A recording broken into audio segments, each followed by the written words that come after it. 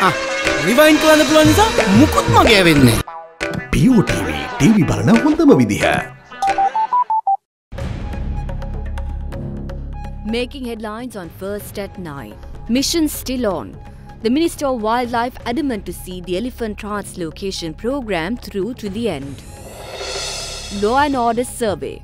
A poll done by Washington-based Research Institute gives Sri Lanka a respectable score on public security. Deputy President of the Bar Association, however, thinks otherwise. But if there is an improvement, that is welcome. But that improvement on the ground is not at all satisfactory. Unburdening patients. Minister of Finance Mangala Samaraweera reveals plans to remove value-added tax on private hospitals. Briefing up defences. The European Union proposes €13 billion defence and security fund for the first time.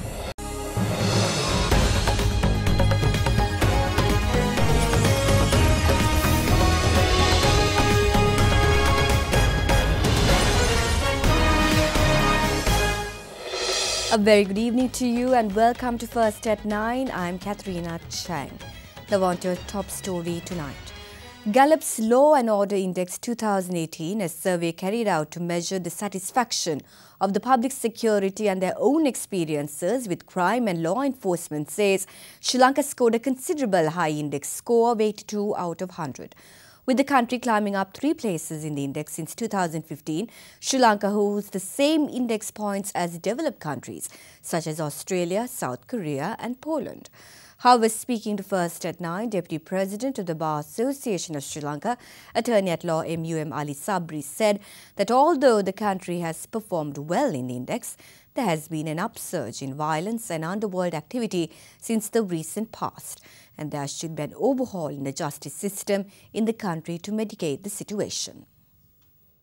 The 2018 Global Law and Order Index carried out by Gallup, which is an American research-based global performance management consulting company in Washington, United States, uses 4 questions to gauge people's sense of personal security and their personal experiences with crime and law enforcement in their respective countries.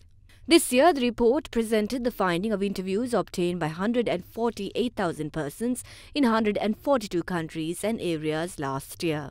The report states that more than 2 in 3 adults worldwide, which is around 69%, saying that they have confidence in their local police.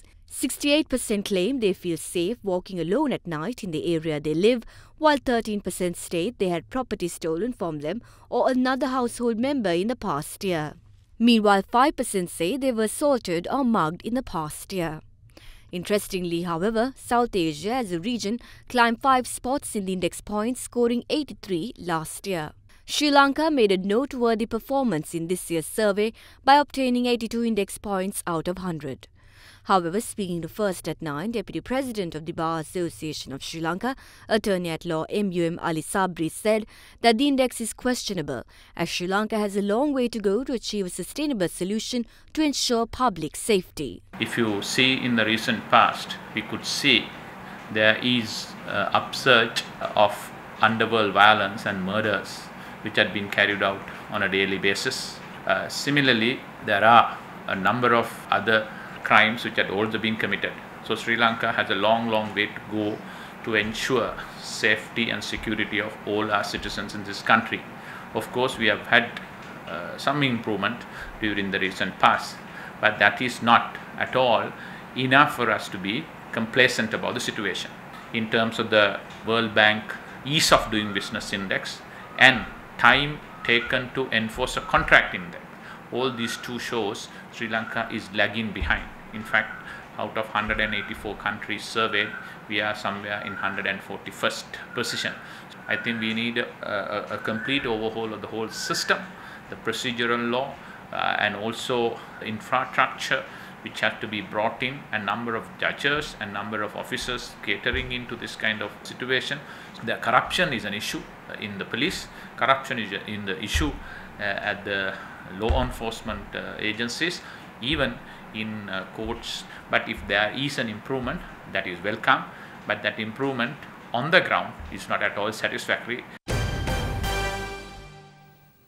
Meanwhile, Minister of Health and Indigenous Medicine Dr. Rajapakse expressed views on steps taken by the government to curb operations of the underworld.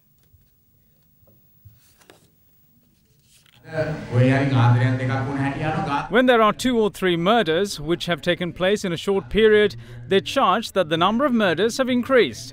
I have asked, how can you say this? Murders that take place now is in the absence of these white vans. When there were white vans, we had more murders. It is not easy to estimate the crimes carried out by the underworld. When you take the likes of Manila in the Philippines, there are murders taking place on streets. As of now, there have been over 5,000 murders and they have not been able to control the underworld. There are a group of ministers who understand the public's mandate. Holding a ministerial position is not an easy task. Operations in search of the 2 remaining wild elephants of the Sangakkara rainforest were conducted for a 3rd consecutive day today. The operations are being conducted in spite of a notification from the UNESCO that translocation of these 2 elephants will result in Sangakkara losing its status as a World Heritage Site. Meanwhile, speaking to the Derana Minister of Wildlife, Field Marshal Rajapakse said that the veterinary surgeons attached to the Department of Wildlife who had withdrawn from these operations over a trade union action have now joined the translocation operation. The operations in search of the only 2 wild elephants roaming in the Sangakkara Forest Reserve were continued for a 3rd day today. Accordingly, a team of wildlife officials were engaged in taking measures for the area's security and examined these areas roamed by these elephants.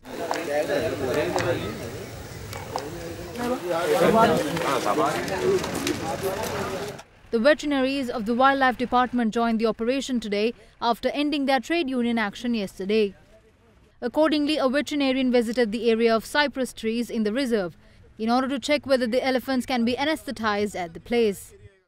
Chairman of the Campaign to Protect Sri Lanka, Venerable Pahiyangala Anandasagara expressed his views in this regard. As a solution to elephant attacks, an elephant fence can be erected. They are now attempting to translocate these 2 elephants in the backdrop of UNESCO notifying that Sangakkara will lose its status as a World Heritage Site. We got to know that there are attempts to shoot an elephant with the involvement of a deputy minister. Minister of Wildlife, Field Marshal Rajapakse also expressed views on the latest situation. Veterinary surgeons of the Department of Wildlife has joined the operation after concluding their trade union action. We have deployed 3 teams and have provided them with necessary vehicles suitable to transport the elephants. The operation is being conducted and we have also located the elephants. No matter where wildlife live, they come under the Wildlife Department.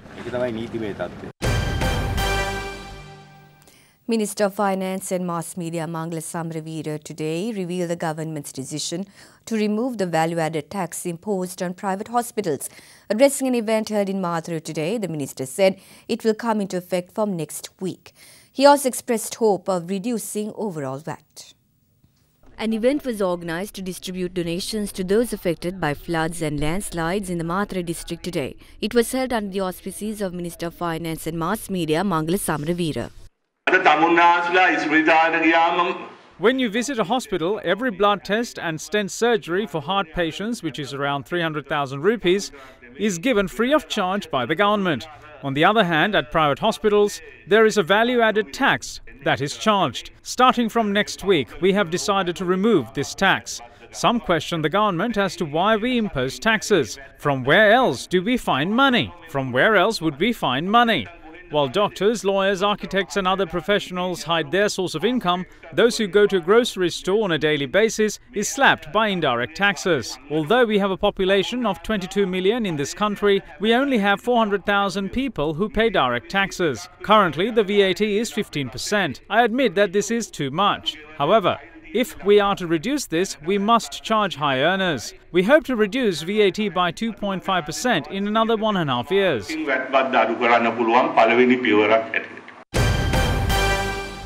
Former President Mahinda Rajapakse is of the view that the present government is simply attempting to consolidate power through constitutional amendments.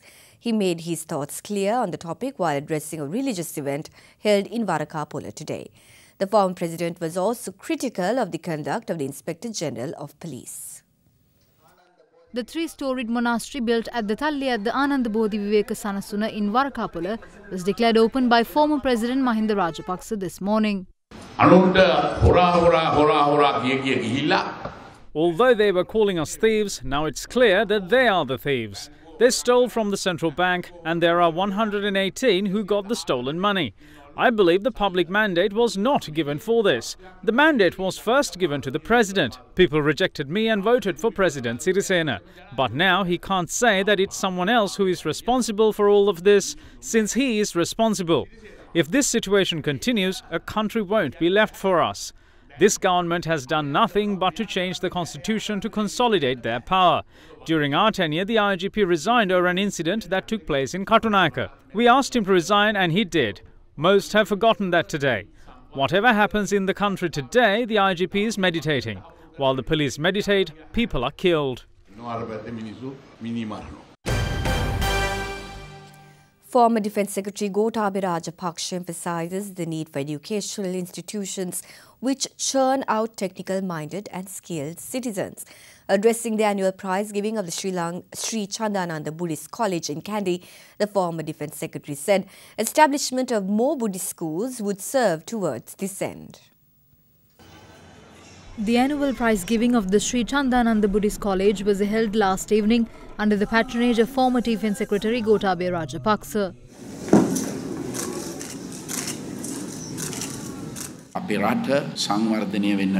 The most important thing in the development of this country is to add people with technical knowledge to the system. For this cause, we should have more institutes which aid in moulding such persons. Today, we see the topic of social deterioration being discussed. We can only overcome this deterioration by providing our children with good education. I see the importance of more Buddhist schools in creating a wholesome society. The former Defence Secretary then called on the Chief Prelate of Malvatta Chapter, Most Venerable Tibatuave Sri Sumangala Thera, and then the Anunayaka Thera of the Malvatta Chapter, Venerable Dimul Kumure Sri Vimaladhamma Thera. I got to know that the Minister of Education has truncated the subjects of Buddhism and history from the ordinary level syllabus. We can't build temples or statues of Lord Buddha in Jaffna. It is becoming evident that Sinhala students at the University of Jaffna are under pressure from other factions. The rights and wrongs should be pointed out to our rulers. Former Secretary of Defence Gotabaya Rajapakse then met the Anunayaka of the Malvatta Chapter, Venerable Dr. Niyangoda Sri Vijitasiri Thera.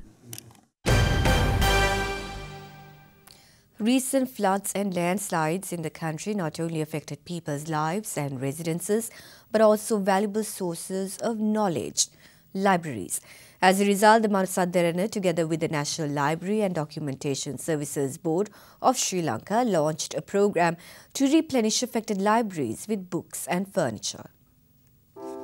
Derana and the National Library and Documentation Services Board of Sri Lanka joined hands to collect books and furniture to uplift and assist libraries which were affected by floods and landslides experienced recently. A special event was held to distribute the collected items in a special ceremony held at the auditorium of the National Library and Documentation Services Board. The event was held under the auspices of Minister of Education Akila Viraj Karyavasam. We did not even purchase one book. Instead, we used our airtime and raised awareness. We really appreciate the support of the public to ensure the success of this project. If you read more books, we would be able to find solutions to most of the issues faced by the society. You can become a politician if you read, and you may also gain an understanding of the meaning of life. Reading will eliminate commission-seeking and corrupt politicians. I wish to thank Derana and all those who rendered their support for this initiative. You are watching Sri Lanka's award-winning news channel, Other Derana 24/7. This is breaking news on Other Derana 24/7. On breaking news, the main suspect in the shooting of the chief incumbent of the Kirivehera temple in Kataragama, Venerable Kobawaka Dhammananda Thera, has been arrested by the police from the area of Papiliana. The suspect was identified as the former shaman of the Mahasen Devala at the temple premises, Asela Bandara. Now, the police media spokesperson said 2 other suspects have also been arrested who happen to be twins.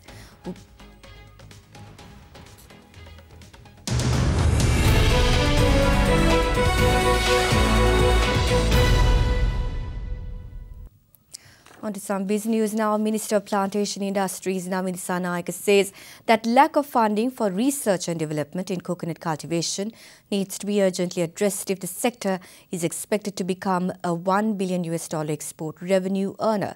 He expressed these views at the launch of a course titled International Certificate in Plantation Management at the Coconut Research Institute in Lunuvilla recently.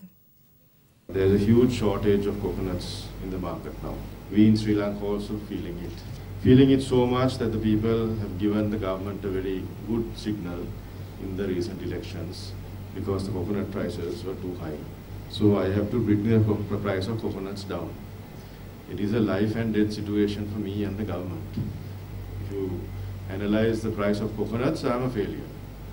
But unfortunately, I as an individual cannot increase the production. CRI says that it will be normalized by July and that our production will be 2,800 million nuts to 2,900 million nuts this year. There is a great dispute about this data also in Sri Lanka because I know that our research institutions are sadly underfunded. Other countries have a larger percentage of GDP going into their research, but unfortunately in Sri Lanka, we have less than 1% of GDP going into our research institutions.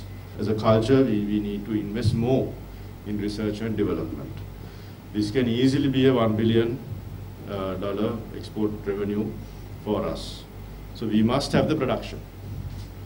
So I'm urging all the institutes that come under me to have teamwork and somehow increase the production because it's an urgent necessity in terms of long-term vision for the coconut industry. China has unveiled a list of products from the United States that will be subject to additional tariffs in response to US announcement to impose additional duties on Chinese imports. US President Donald Trump slapped a 25% tariff on $50 billion worth of Chinese goods yesterday. In response, China has decided to impose additional duties of 25% on 659 items of US worth products, about $50 billion.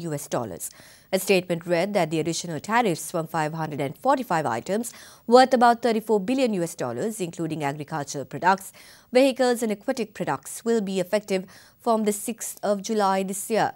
The implementation date for imposing additional tariffs on the remaining 114 items, covering chemical products, medical equipment and energy products, will be announced later. An official in charge of the Office of the Customs Tariff Commission said China has noticed the US statement that it will continue to impose additional tariffs if China takes retaliatory measures. The official said that China reserves its right to take corresponding measures.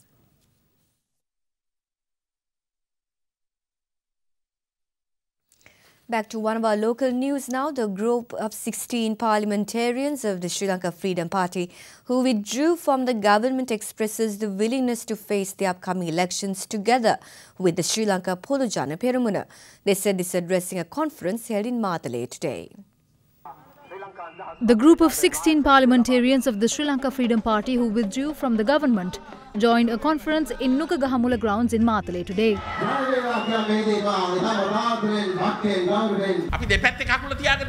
We don't have our legs on two sides.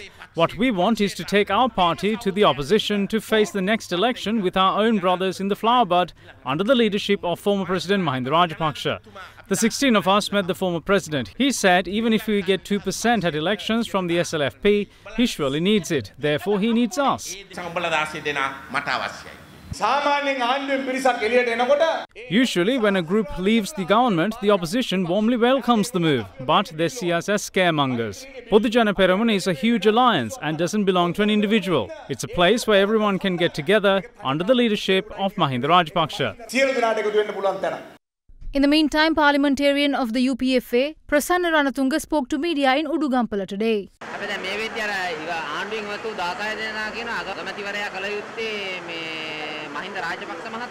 So that's exactly what we said during the last general election, but the 16 have just realized it after 3 years. What they want is to divide this, to divide the flower bud and fulfill their expectations. Therefore, Mahinda will take necessary decisions at the right time.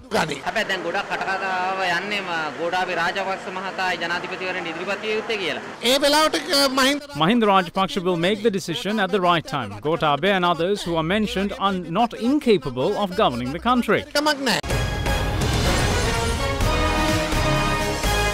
You are watching Sri Lanka's premier news channel, Other Derana 24/7.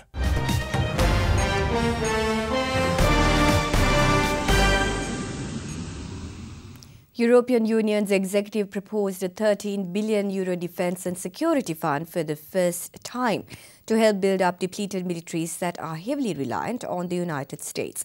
The fund for the 2021 to 2027 period aims to support European Union's efforts to integrate militaries to defend against Islamic militants and a resurgent Russia. The European Union had longed for military integration in the region to guard against the increasing threat from the terror cell Islamic State and the ever-looming aggression from Russia. Those plans that were long blocked by Britain because it feared an EU army. With Britain set to leave the EU, that obstacle is no more, and European Union's executive proposed a €13 billion defence and security fund for the first time to help build up depleted militaries that are heavily reliant on the United States. Proposed a €10.5 billion European peace facility was also proposed. A €10.5 billion European peace facility was also proposed, which EU Foreign Policy Chief Federica Mogherini would allow mission costs to be funded in common to facilitate deployments. With Britain leaving the bloc next year, France and Germany see military cooperation as a way to show EU citizens that the bloc is still relevant, while US President Donald Trump's sharp criticism of allies has also lent urgency. Let's now take a look at other emerging stories from across the globe. Over 120 firefighters were tackling a huge fire at the Glasgow School of Art as flames ravaged the building. Flames and smoke engulfed Glasgow's renowned Macintosh building after it caught fire last night. The building was badly damaged by fire in May of 2014 and was due to reopen next year, following a £20 to £35 million restoration project. Although any deal reached at the all-important Trump-Kim summit in Singapore will have to pass the test of time, for many Singaporean businesses, the results were immediate and fruitful.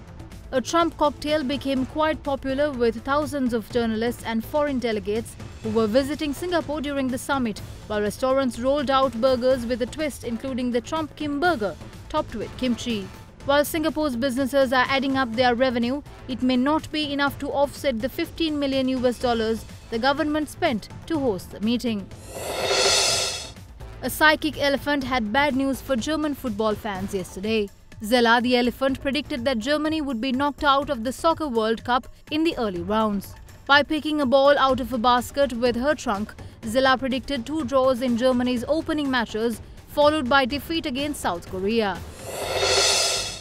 A group of 8 one-year-old pandas joined together for a fierce and fury football match at the Shenzhouping Panda Base in southwest China's Sichuan province. Instead of competing intensely, the chubby creatures did not care at all about scoring goals once they entered the arena, as the 2 baskets put up as goalposts quickly became toys for them.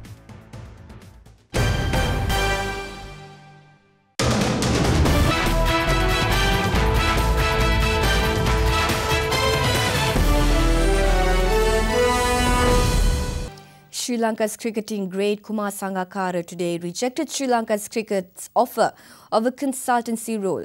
He joins former captain Mahela Jayawardene along with influential figures Roshan Mahanama and Muttaya Muralidharan in turning down the invitation extended by the Minister of Sports. Legendary former player Aravinda De Silva was also extended the role, and he is the only figure left to respond to the request. Sangakkara cites his past experiences in similar involvements as the reason behind his decision to steer clear of being a consultant with the SLC. The Chief Executive Officer of Sri Lanka Cricket, Ashley Silva, requested Minister of Sports Faiza Mustafa to appoint Kumar Sangakkara, Mahela Jayawardena, Aravind De Silva and Roshan Mahanama as well as Muttaya Muralidharan as consultants to the SLC in what was described as an attempt to revamp cricket in the country. Mahela Jayawardena was the first to respond as he rejected the invitation, tweeting that he does not have any trust in the system, urging not to use ex-players to buy time. Also responding to SLC's invitation, spinners Muttaya Muralidharan and Roshan Mahanama too turned their backs on the request yesterday. Muralidharan in particular was vitriolic in his comments, labelling the request as a cunning move to profit from reputable names without any sincere effort to revive the sport. Today, former captain and illustrious player Kumar Sangakkara too sided with Mahela, Muralidharan and Mahanama in rejecting the advances of the SLC. The legendary batsman highlighted his previous experiences of serving in advisory capacity at the SLC as cause for his refusal to take up a consultancy role, adding that none of the recommendations made in the past were implemented. In an interview with First at 9, former Sri Lanka cricketer and international match referee Siddharth Vettamuni too backed the players' decision. They are not convinced that the efforts that are being made are genuine. So I'm not surprised that they've decided to stay away because they have been fooled earlier and I think they just don't want to be fooled again. That's how I see it. You are watching Sri Lanka's #1 news channel, Other Derana 24/7. Sheila Fernando is at the Other Derana Weather Centre with your forecast first evening edition.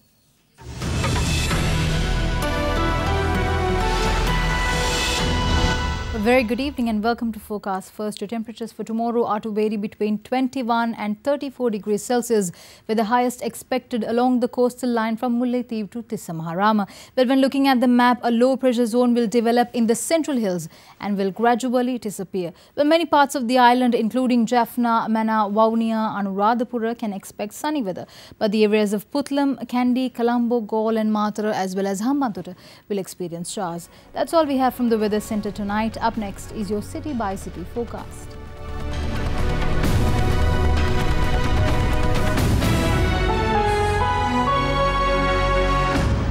That's it from Other Derana First at 9 for tonight. But before we go, we'd like to leave you with visuals of Kotor. Kotor is an old city located in the Bay of Adriatic coast of Montenegro. It is also full of churches from the Romantic era, palaces and many other architectural wonders. We hope you enjoy these visuals and have a pleasant evening.